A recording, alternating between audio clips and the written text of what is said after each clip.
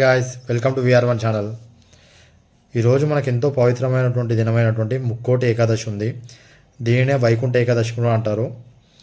So చాలామంది అనేది ఏంటంటే ఈరోజు ప్రతి ఒక్కరూ ఉపవాసం ఉండాలి అంటారు. దాని అర్థం ఏంటంటే అన్నం తినొద్దని అర్థం. ముఖ్యంగా అంటే మరి ఈరోజే ఎందుకు, మిగతా రోజులు ఎందుకు, దాన్ని ఎందుకు ఇంత ప్రత్యేకంగా ట్రీట్ చేస్తారంటే యాక్చువల్గా ఏకాదశి అన్నింటినీ కూడా చాలా ప్రత్యేకంగా ట్రీట్ చేస్తారు. అండ్ ముక్కోటి ఏకాదశి ఇంకొంచెం ఎక్కువ ట్రీట్ చేస్తారు ప్రత్యేకంగా. ఎందుకంటే ఈ సంవత్సరంలో మనకు ఖచ్చితంగా 24 ఏకాదశులు వస్తాయి ప్రతి సంవత్సరానికి.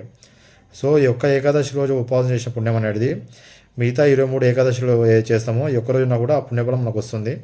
అండ్ ముక్కోటి అనే దాని మీనింగ్ ఏంటంటే ఈ ఒక్క ఏకాదశి కానీ మనం అయితే వైకుంఠ ఏకాదశి లేదా ముక్కోటి ఏకాదశి ఉందో ఈ ఒక్క ఏకాదశి మనం పవిత్రంగా ఆచరిస్తే మంచి సంకల్పంతో మంచి నామస్మరణ చేస్తూ నామస్మరణ చేస్తూ 3 కోట్ల ఏకాదశికి ఉంటే మనం ఎంత పుణ్యం వస్తుందో అంత పుణ్యఫలం ఈ ఒక్క ఏకాదశికి వస్తుంది అని అర్థం. సో అందుకని దీనికి ముక్కోటి ఏకాదశి అంటారు, దీన్ని వైకుంఠ ఏకాదశి కూడా అంటారు.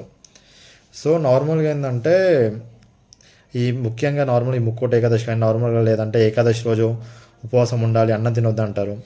దీనికి అసలైన రీజన్ ఏంటంటే పురాతన కాలంలో ఒకనొకప్పుడు అయితే అన్నం ఉంటుందో పరబ్రహ్మ దగ్గరికి వెళ్ళి అడుగుతుందంట, ఇలా స్వామివారి దగ్గరికి వెళ్ళి ప్రతి ఒక్కరు నన్ను రోజు తింటారు, నాకంటూ ఒకరోజు విశ్రాంతి ఉండదా, నాకంటూ ఒకరోజు రెస్ట్ తీసుకునేటువంటి అవకాశం లేదా స్వామి అడిగితే అప్పుడు స్వామివారు తన బాధను అర్థం చేసుకుని ఒక వరం ఇస్తారంట అన్నానికి.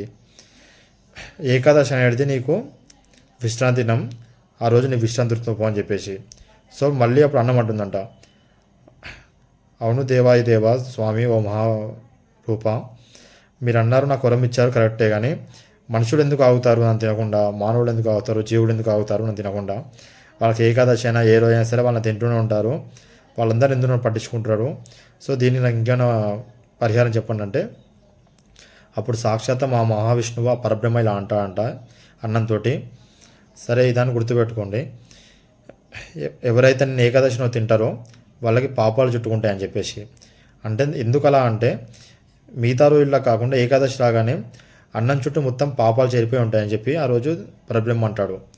సో ఎవరైతే ఏకాదశి రోజు ఈ అన్నం తింటారో వాళ్ళకి సకల పాపాలు చుట్టుకుంటాయని అర్థం. సో కాకపోతే అంటే మరీ అన్నం తినొద్దా అంటే ఉండగలిగిన వాళ్ళు అన్నం తినకుండా ఉండొచ్చు, మిగతా వాళ్ళు కావాలంటే ఈ పానీయాలు కానీ ఇలా పాయసాలు ఇలాంటివి తీసుకుంటూ పండ్లు ఫలాలు ఇలాంటివి తీసుకుంటూ వాళ్ళు ఉండొచ్చు. ఇంకా శాతం కాకపోతే ఇంకొంచెం ఎక్కువ కూడా ఫుడ్ తినొచ్చు, కాకపోతే పండ్ల రూపంలోనూ పళ్ళ రూపంలోనూ లేదా పానీయ రూపంలో తీసుకోవాలి. కాకపోతే కానీ ఆ రోజు అన్నాలు మాత్రం ముట్టుకోవద్దు, అన్నం మాత్రం అసలు ముట్టుకోవద్దని అర్థం ఆ రోజు.